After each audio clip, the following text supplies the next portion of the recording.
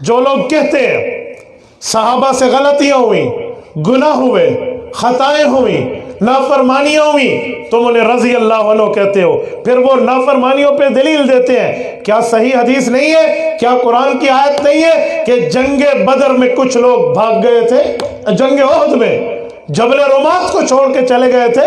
کیا یہ نہیں ہے؟ جی ہے۔ پھر کہیں گے فاطمہ بنت اسد رضی اللہ عنہ صحابیہ نہیں تھی؟ جی صحابیہ تھی۔ اس نے چوری کی تھی؟ جی کی تھی۔ پیغمبر نے ہاتھ کٹنے کا حکم کیا تھا؟ جی کیا تھا۔ تو کہا تم تو کہتے ہو صحابہ گناہوں سے پاک ہے، یہ کیوں ہوا تھا؟ ماعز اسلمی رضی اللہ عنہ سے گناہ سرزد ہوا تھا؟ جی ہوا تھا۔ ان پر سنگسار کا حکم پڑا تھا؟ جی پڑا تھا۔ سنگباری ہوئی تھی؟ جی ہوئی تھی۔ تو کہا تم تو کہتے ہو بہت اچھے ہیں، پھر کیوں ہوئی تھی؟ وجہ کیا تھی؟ اس طرح کی باتیں، اس طرح کی روایتیں لاتے ہیں۔ پھر کہتے ہیں اسامہ بن زید رضی اللہ عنہ پیغمبر کے صحابی ہیں؟ جی ہیں، انہوں نے ایک شخص کو قتل کر لیا تھا حالانکہ وہ کلمہ پڑھ رہا تھا۔ حضور نے فرمایا اسامہ ہل لا شککت کلمہ، تو نے دل پھاڑ کے دیکھا تھا؟ کہ یا رسول اللہ اوپر سے پڑھ رہا تھا۔ کہ تجھے کیا پتا اندر سے پڑھ رہا ہو؟ پھر حضور نے اس کی دیت دلوائی تھی۔ تم تو کہتے ہو اچھے لوگ ہیں، اچھا طبقہ ہے، یہ معاملات ان کے کہاں گئے؟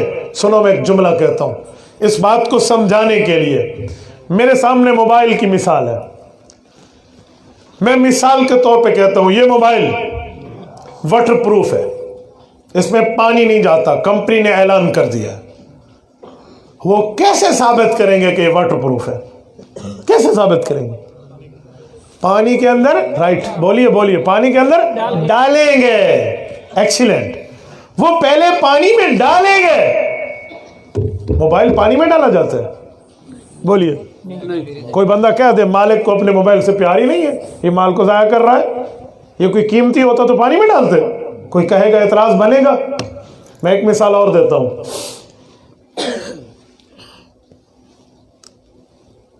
اسے کہتے ہیں کسی کے اوپر فائر کرے نا تو بلٹ پروف جیکٹ ہوتی ہے، وہ اسے گولی نہیں لگنے دیتی، تو بلٹ پروف جیکٹ پہن کر اس پر اوپر فائر کیا جاتا ہے کہ جاتی ہے اندر، حالانکہ یقین ہے نہیں جاتی۔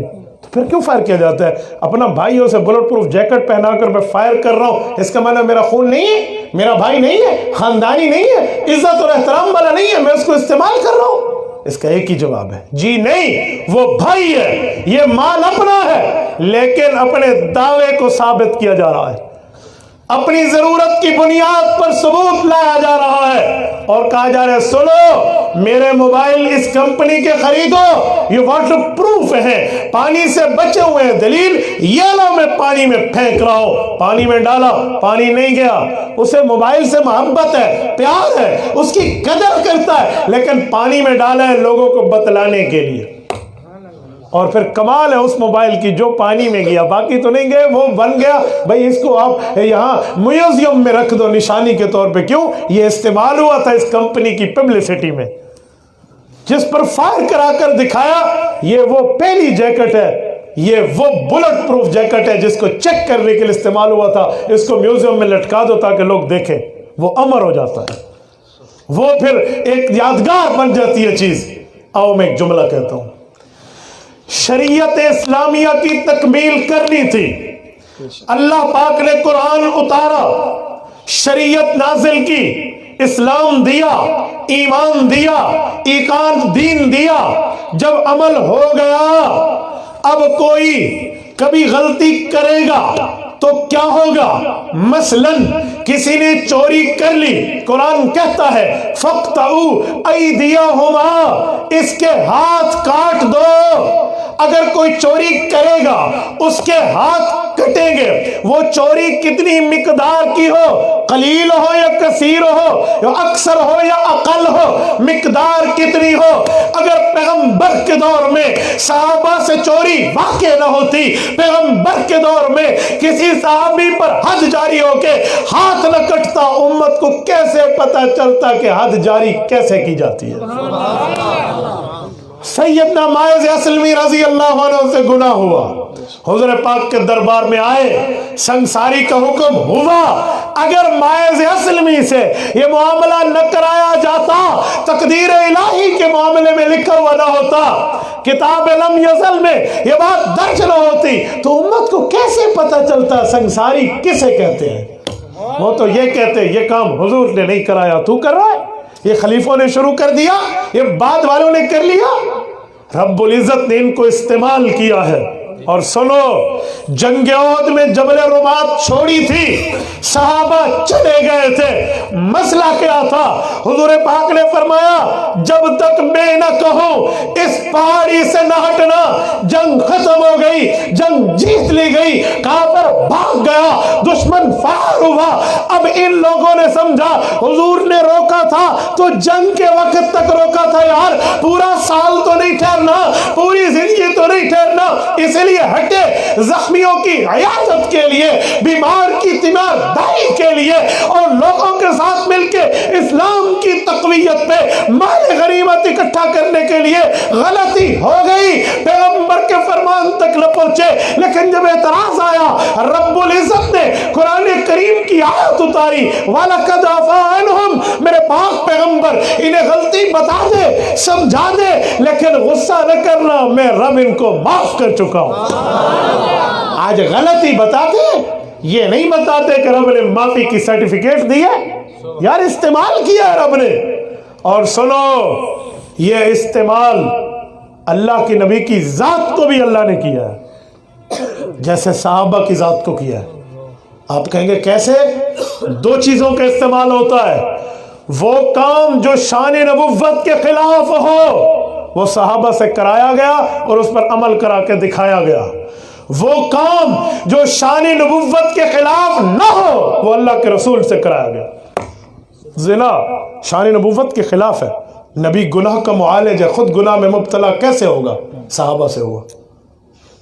چوری عین گناہ ہے، یہ شان نبوت کے خلاف ہے، اور نبی وَكَذَلِكَ لِنَصْرِفَ عَنْهُ السُّوءَ وَالْفَحْشَاء، سورۃ نمبر 12 سورۃ یوسف، رب نے فیصلہ کر لیا گناہ اس کے قریب نہیں جاتا، اس لیے حضور سے چوری نہیں کرائی گئی، صحابہ سے کرائی گئی، حد جاری ہوئی تاکہ امت پر رول ماڈل بن جائے، استعمال ہو جائے۔ لیکن نیند میں نماز کا قضا ہو جانا، جب آنکھ بھی نہ کھلے، نیند میں نماز کا قضا ہو جانا، آنکھ بھی ایک لمحہ نہ کھلے اور طلوع آفتاب ہو جائے، نماز چلی جائے، نیند میں کر لینا تو گناہ نہیں ہے۔ رفع القلم عن ثلاث، جب تک بچہ بالغ نہ ہو گناہ نہیں ہے، جب تک کوئی پاگل عقل مند نہ ہو گناہ نہیں ہے، جب تک سونے والا جاگے نہیں گناہ نہیں ہے۔ حدیث پاک میں ایک رات ہے، پوری سیاستہ میں حدیث موجود ہے، لیلۃ التعریس اٹھائیے،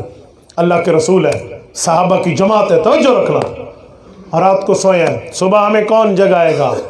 بلال ابن رباح فرماتے ہیں رضی اللہ عنہ، مؤذن رسول، سفر حضر کے مؤذن، یا رسول اللہ میں، اچھا اٹھا لو گے؟ جی اٹھا لوں گا، ٹھیک ہے، سورا مارکا سو گیا، خود اللہ کے رسول صلی اللہ علیہ وسلم نیند کی آغوش میں چلے گئے۔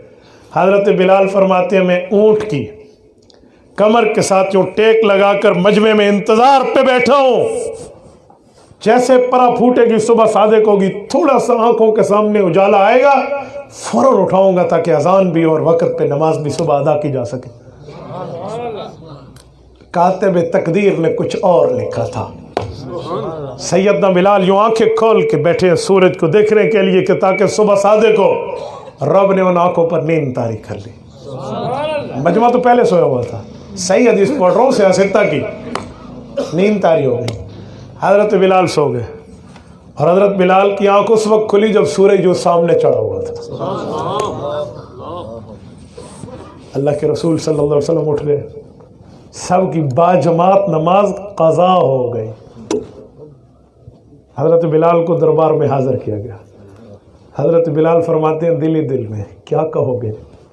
کر تو بیٹھے ہو، غلطی تو اس سے ہو گئی، کیا بولے گا؟ ادھر تو وہی اتر آئے گی، جھوٹ تو بول نہیں سکتا، کیا کہوں؟ فیصلہ کیا سچ بولوں گا، ہو گئی غلطی ہو گئی، اب دوسرا جھوٹ تو میں کیوں بولوں؟ ایک غلطی ہو گئی دوسری غلطی کیوں کروں؟ پہنچے بلال، جی یا رسول اللہ میرے ماں باپ آپ پہ قربان، حکم فرمائیں۔ کیوں نہیں اٹھایا؟ حضرت بلال بھی تو دل میں مانگ کے گئے تھے، اللہ میری زبان سے جملہ نکلوانا جس سے حضور خوش ہو جائے۔ یا رسول اللہ جس اللہ نے آپ پر نیند طاری کر دی ہے وہ میرا بھی تو اللہ ہے نا۔ हुज़ूर अलैहिस्सलाम ने फरमाया उठो, उस जगह से उठे, वज़ू कराया गया, वज़ू हुआ, फिर जाकर सुबह की नमाज ऐन उस वक्त क़ज़ा लौटाई गई जब इशराक का टाइम भी गुजर चुका था। उस वक्त ये क्यों कराया गया? नमाज छोड़ना तो गलत है, नमाज छोड़ना तो गुनाह है, लेकिन नींद में छूट गई जब एक लम्हा भी आंख न खुले तो गुनाह नहीं है। तो ये काम शरीयत में इस्तेमाल कराया गया था, इसमें ज़ाते रिसालत शरीक है, खुद रिसालत मोहम्मद सल्लल्लाहु अलैहि वसल्लम शरीक है। क्यों? ये काम शान नबुव्वत के खिलाफ नहीं है, तो कराया गया हुजूर से, ताकि उम्मत के सामने बात आए कि अगर कभी बिल फर्ज वल महाल मजबूरी में यूं नमाज रह जाए तो कज़ा कैसे पढ़ते हैं, आओ यूं देख लो हुजूर की जिंदगी में। इसे कहते हैं इस्तेमाल। तो हुजूर अलैहिस्सलाम की ज़ात अक़दस को यूं पेश किया गया।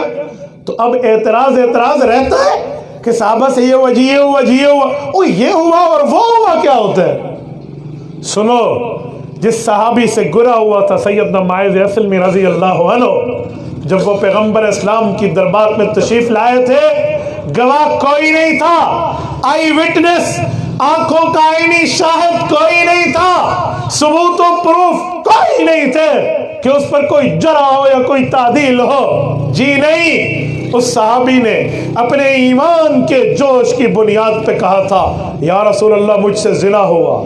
अल्लाह के रसूल ने मुंह फेरा, इधर आए, या रसूल अल्लाह मुझसे गुनाह हुआ, मुंह फेरा, दूसरी तरफ आए, मुझसे गुनाह हुआ, मुझे पाक कीजिए।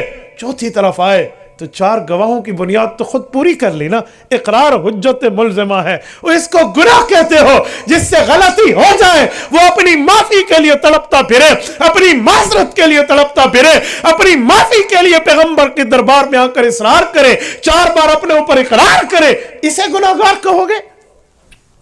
और जब हद जारी की गई, पत्थर मारने का वक्त आया, क्योंकि शादीशुदा के लिए फर्जिमुहुमा नकालम मिनल्लाह, अलबत्ता उन्हें रजम किया जाता है, पत्थर मारे जाते हैं, संगबारी की जाती है।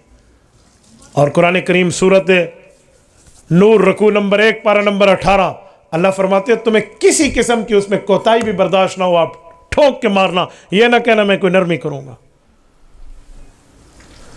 हजरत खालिद इब्न वलीद ने जब पत्थर मारा, हजरत रसूलुल्लाह के साथ ठहरे थे, हजरत खालिद ने पत्थर पकड़ के यूं मारा तो उनसे खून का फव्वारा उठा और खून की छींटें हजरत खालिद के कपड़ों पे पड़ गई। हजरत खालिद ने फरमाया ताइसा, पलीत खून मेरे जिस्म पे आ गया।